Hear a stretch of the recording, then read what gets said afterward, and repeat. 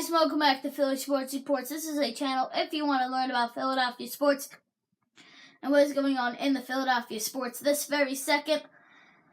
Gabe Kapler had his final interview of the season with Angelo Cataldi yesterday, and it's like the chat's like 14 minutes long. So this is going to be a pretty long video. If you don't want to watch through the video, the link to the 94 WIP video will be in the description below. But if you want to sit down and watch this long video of my reaction to this, we're going to listen to this first, and then I'm going to say my reaction to it. So if you guys want to stay and watch the entire video, you can, but if you don't, it's fine with me. If one of my subscribers uploaded this long a video of them just listening to something, then I probably wouldn't watch it. Sorry to my subscribers, but so yeah, here we go. If you're staying here, thank you, but if you're not, it's okay. So here we go. 3, 2, 1. Live with us is the manager of the Philadelphia Phillies, Gabe Kapler. Hi, Gabe. Hello, Angelo. How are you? I'm great, Gabe. Gabe, I heard your special request, and I would be happy to talk to you about the column I wrote in which I said the general manager of the Phillies, Matt Klentak, is incompetent. Great. I appreciate you giving me an opportunity to respond to that. I promise I'll answer all of your questions. And I know you've been talking nonstop about this article. Yep. I guess I want to start with the reason I come on. I'm going to do my reaction while we're listening. To answer your questions, I have a responsibility to you and to your listeners, right? You know that. Yes. And you know. This is just the beginning. It gets heated up. It gets heated up later. Our stakeholders. So it's my responsibility, as we've talked about, to come on and explain decisions, even when it's sometimes uncomfortable or when you and I disagree on a matter, Angelo. Is that fair? Yes. Okay. At the same time, I believe you have a responsibility to your listeners to provide them with the most accurate takes possible. And when I identify that you might not be, I feel it's my responsibility to bring that to you as well. I thought that your article was disrespectful to a man that gives everything he has to bring a World Series championship to Philly. So, I work with Matt every day. I see He's talking about Matt Klentak, how by the much way. this man cares. And much more importantly, your article, it just wasn't accurate. Had we made the playoffs this year, 2018, it would have been the fastest rebuild in modern baseball history. Now, if we make the playoffs next year, it will tie the Houston Astros for the fastest rebuild. So, Matt took a team that had lost 277 games in the 3 years prior to him coming in. And he turned it into one of the youngest rosters in the league. We fielded the youngest everyday group for most of the 2018 season. Did our performance the last 45 games of the season suck, Angelo? Yes. Absolutely. You're hearing me say it. It sucked. I was sick over it every single night. And I will be until opening day of 2019. But at the beginning of he's admitting that his own team sucked. 75 or 76 wins. We beat that line, Angelo. We improved by 14 games over last season. 14 games. 3 teams in baseball did more than that. We played meaningful games in September. We will be better in 19. Those are not the numbers of a man who is incompetent or who doesn't care about bringing a trophy back to Philadelphia. And I take issue with what you said. I'm a compassionate, competitive man. But generating anger for the sake of anger means that you end up just flat out wrong like you were in that piece. And that isn't what the Phillies need. You've been angry about the team year in and year out. And yet, still a team that got worse every single year since 2011. You were angry about it. Now 2011. But you're still doing the same thing, Angelo. So you had talked about the definition of identity. I take a minute to look in the mirror about that. Okay, can I respond now? Absolutely. All Here we right. go. First of all, if you would like to cite history, I'll cite some also. No team in the history of baseball was ever 15 games over 500 with 113 games to go and finished under 500. When I speak, Gabe, and all you just illustrated right there is that you join Andy MacPhail and Matt Klentak in being completely out of contact with the fans in this city. When I write a column, it represents not just how I feel, but the hundreds of phone calls I take every week and have been doing for 29 years in this city. 29 years. Right? Some of you guys were nowhere near this city when I was talking to these fans. These fans are completely detached from your organization right now. They proved it during a pennant race when they didn't turn out to support the team. Basically, Matt Klentak, in 3 years that he's been here, has put 2 people on the roster that are true building blocks. Sorry about that. That was an update from And all the rest of ESPN. them are interchangeable parts. You've got Reese Hoskins playing in left field when he has a terrible WAR, should be at first base. You're putting a guy who was originally a catcher as your third baseman, showing a complete contempt for defense. When I write what I write, Gabe, it's represented by hundreds of people who are thinking the way I am. So your perception may be real positive about the team. I don't write but out that there, doesn't mean it's reality. It's only your perception. I don't think that my perception right there was planted positively at all. I said, did our performance the last 45 games of the season suck? The collapse that you mentioned, I absolutely acknowledged it. You don't acknowledge my acknowledgement of it. And I'll take it a step further. Nothing has changed. If you go back to your radio shows over the course of the last every season that has been a losing season and a struggle and a challenge, you talk the same way, Angelo. So this is no different. You're not different in 2018 than you were in 17 or 16. Then because the team still sucks. I've been doing this for 29 years. Congratulations. Maybe because my voice resonates with your customers. You don't last 29 years in the city, Gabe, if you are not speaking on behalf of the people who listen to you. The only people that don't get their fans are you guys. I've been doing this a hell of a lot longer than you guys have, and I'm telling you, you have not listened to your fans yet. They didn't come out because they can't stand analytics. They think it's boring. They don't find a 3-2 count exciting the way you do, Gabe. This is one of the problems. It's one of the detachments your organization has right now with the city. And I think I'm being servicing. I'm helping you guys, trying to explain to you how your customers feel, but nobody wants to hear it. You know what our customers want. You know what the fans of the Philadelphia Phillies want, Angelo, more than anything else, is to win baseball games. Right. Our job is to put our players in the best position to win baseball games. Our job is to accumulate players that can help us win baseball games. Those action steps are being taken. Those are the ones that I would expect that you would share with your fans and acknowledge are happening. On the flip side, we are not tone deaf. We understand and care for the opinions of our fans. We absolutely want to stand by their side and feel the pain of a loss right with them.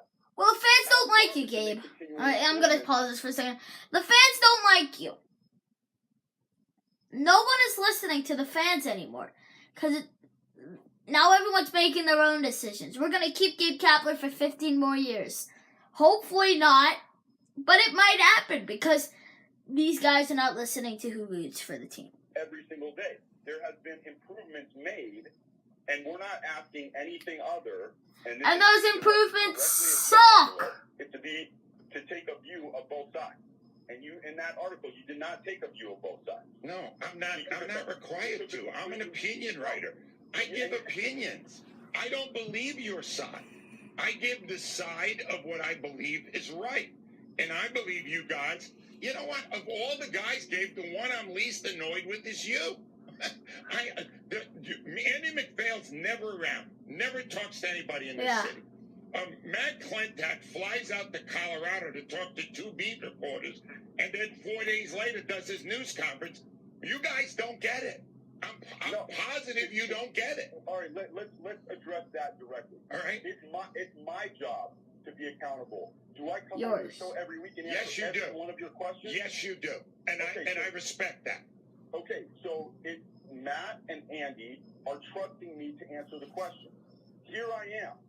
I'm not shying away from them. Never once have I said, I will answer one of your toughest questions. And in fact, I'm happy to do it. I'm happy to continue to do it. And you know Hopefully what? you won't do it in 2 more years, though. Your tactics, Because you are coming back next year. They're not exactly... Well, I take a step back. I don't want to get into a back and forth with you on this. Okay. Then let me go to the next thing, because it's kind of ironic. I really enjoyed you being negative this morning, because you never have before. And Andy McPhail, Gabe, yesterday was talking about, I think, how he'd like to see you change a little. And here's what your boss said. If you're just overly positive, you lose credibility with the fans after a while. You have to find a way to craft a message that is not... When I first heard this, I thought this was very callous. Acknowledge that there are some areas, like the rest of us, we need to make some improvements. Just from the sound of it. Do you agree with Andy, and will you change? Absolutely. Absolutely. I think there's a demonstration happening right now. Yes, it is. Yeah, and I'll tell you what. One of the adjustments I need to make is to be more responsive to stuff like that. Okay. So absolutely, I don't think it's negativity for the sake of negativity. I think it's just being very direct. And Andy was right, and I've gotten some of that feedback from others around the city. And I'll tell you what, when our fans speak, I listen. Okay, well, I appreciate that, and if this is a step in that direction, I think we'll all appreciate it. Because yes! It's a little bit more honest than the other way. But I respect that also. I do, Gabe. I enjoy this kind of a give and take. I have no problem doing this. Great. Well, you can count on more of it. Okay, great. That sounds like fun. All right, let me throw a couple of quick ones. Carlos Santana, I mentioned him before. Yeah. Do you see him as a viable third baseman in the immediate future of the team? Yes, Carlos played well for us at third base. He's an option. That doesn't mean he's the best option for us, but he's certainly an option. All right, and would you prefer Reese Hopkins at first base or still out in the outfield? First. Reese prefers to be at first base. In a perfect world, we allow him to play first base. And so as long as our players, and one of the things that I'm not going to come off my position on at all is looking out for the best interest of our players. But if Reese has a desire to play first base, I would like that to be the outcome for him. Right. And what's Scott Kingery's best position, Gabe? I think that he's a shortstop. I think he's played mostly shortstop for us. Our staff and our scouts. He hasn't really played second base in a while, though. So if he practices that during the off season, we can see what he can do at second by all base. accounts and reports, by me watching video, he's a very good second baseman as well. It's really nice for him to have the flexibility to play both. And obviously, as you know, he can run out there into center field and do a good job out there. Right now, he's a high-quality, above-average shortstop. Wow. And do you think that all the roster moves that were made from the trade deadline on had any effect on the culture and in any way impacted the collapse at the end? So the moves that we made late in the season or middle of the season, they may have changed our culture to some degree, but it's our responsibility. And directly, it's my responsibility to integrate new players and to do it well. As you know, go back to the offseason of last year. We established an entirely new culture, and we need to be able to bring new people into that culture and do so seamlessly. That will take more work on my part, more conversation, more effort, more determination. That is my responsibility. Last thing, Gabe. Biggest lesson you learned in your rookie season as a big league manager? To boil it down to one lesson is pretty difficult for me, but I think I learned that managing the baseball team on the field and in the dugout is a small part of the job. The biggest portion of the job is this. It's being available. It's being accountable to the entire organization, to the city, to the fans, and to our media. Fascinating. Gabe, I hope we can do it again next season. And I did enjoy it, and I really enjoyed the exchange today. I think it's two different sides of an issue, and I love doing it. Thank you. Thank you, Angelo. Thanks a lot. Gabe Kapler, manager of the Phillies. That was outstanding. What did you think of that? That was great. All right, so what's my take on that? I know this video is about to be 15 minutes and 2 seconds. Now it's at 15 minutes. So I'm sorry that you had to listen to that, like, with me just sitting there looking around my studio saying, it's a pretty cool place. So sorry I had to look at that, but you got to listen to stuff. Yeah, if you fast forward through that, if you want to listen to it to yourself, it'll be in the link in the description below. So, what is my take on that? As not being a Gabe Kapler fan, okay? I do not like Gabe Kapler. I agree with Angelo.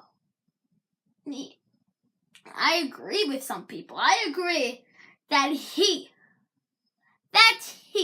should be getting more positive. Maybe he's just less positive, I'm sorry. I'm telling the truth.